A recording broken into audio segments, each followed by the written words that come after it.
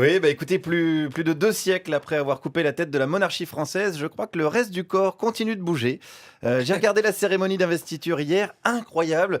Tous les commentateurs politiques sont devenus des Stéphane Bern d'un seul coup. Sur toutes les chaînes, c'était vraiment l'ubérisation des susboules. Sur ouais, on a bien remarqué.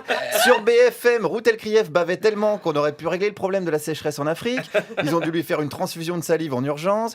Sur France 2, Laurent Delahousse a carrément pissé partout. On n'a pas pu avoir les sièges. Ça vaut bien le coup de s'appeler Delahousse, entre parenthèses.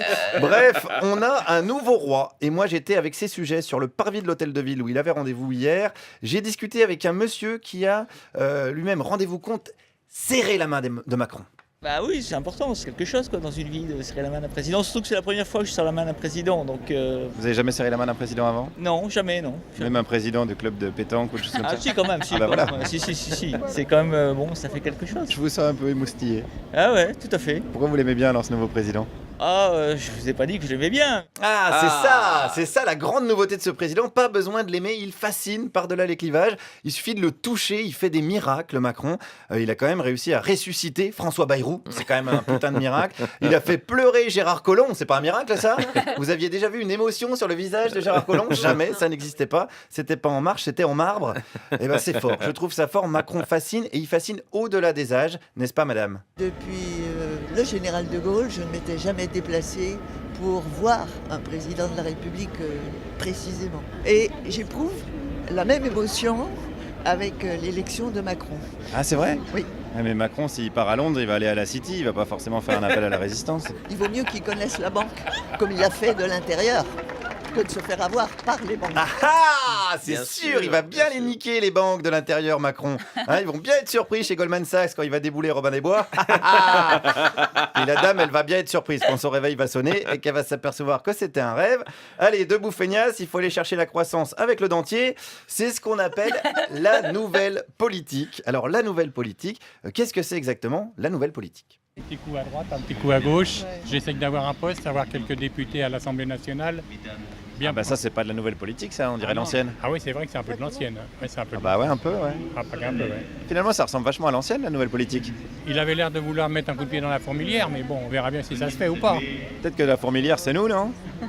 Ah, ça c'est sûr. Voilà, alors pardon de péter l'ambiance un petit peu, mais je vous rappelle qu'on n'a pas élu l'abbé Pierre, les amis. Attention, on a élu l'hologramme de Jacques Attali. Donc, va falloir vite se détendre. D'ailleurs, est-ce qu'on peut faire une politique nouvelle avec Jacques Attali ? Oui, je pense que Jacques Attali, il a de bonnes idées. Je pense que c'est une ancienne génération qui a connu... Alors attendez, ça c'est intéressant. Quelle bonne idée a déjà eu Jacques Attali ? Ah, je sais pas, honnêtement... On est d'accord du coup. Est-ce qu'on a déjà retrouvé une trace de bonne idée de Jacques Attali ? J'en sais rien, en tout cas, il fait des analyses, après, chacun a son opinion. Qu'est-ce qu'il fait comme analyse ? Je peux pas vous dire. Oui, c'est ça le problème. Personne n'a jamais vu une bonne analyse de Jacques Attali. Il y a même une expédition qui est partie il y a 35 ans à la recherche d'une bonne analyse de Jacques Attali, mais on n'a plus de nouvelles depuis. Toutes nos pensées aux familles des disparus. Et pourtant, il y a un engouement populaire pour Macron. Exemple. En me rendant au consulat pour faire une procuration pour voter Macron avant le premier tour, j'ai mis Jacques Brel dans ma voiture et il y a une chanson de Jacques Brel qui s'appelle L'homme de la cité. Et je me suis dit, putain, ça c'est de l'espoir. Ça dit, pourvu que nous vienne un homme dans la cité, que l'amour soit son royaume et l'espoir son invité. Ah merde, et c'est Macron ça ? Ouais, écoutez-là. Ah dis donc, c'est vrai que l'amour soit son royaume, l'espoir son invité, ça pourrait être du Macron, ça. Il manque juste Galimatia et on y est. Moi je pensais que la chanson de Macron c'était plutôt une berceuse, vu comment il endort tout le monde. Vous avez vu son changement de voix pour les allocutions, ça c'est assez impressionnant. Il est passé de Joe Star à Mesmer l'hypnotiseur. Vous n'entendez que ma voix et vous allez bosser pour 3 € de l'heure. Pensez printemps les amis, vous allez acheter Paris Match et vous dormez. Vous voyez, ça marche, vous êtes à 2 doigts de voter le Canuel, là, je vous vois. Bon, alors j'ai écouté la chanson du Grand Jacques, intéressant, parce que la fin de celle-ci, Brel nous donne un autre éclairage sur comment tout ça va finir. Il dit, pourvu que nous vienne un homme aux portes de la cité, avant que quoi ? Avant que les autres sommes qui vivent dans la cité,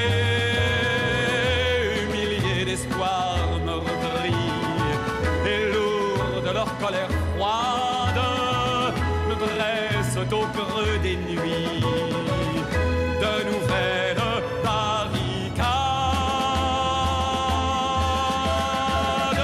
Voilà, en attendant l'espoir meurtri, préparez vos barricades. Le roi n'est pas mort, pas vive le roi!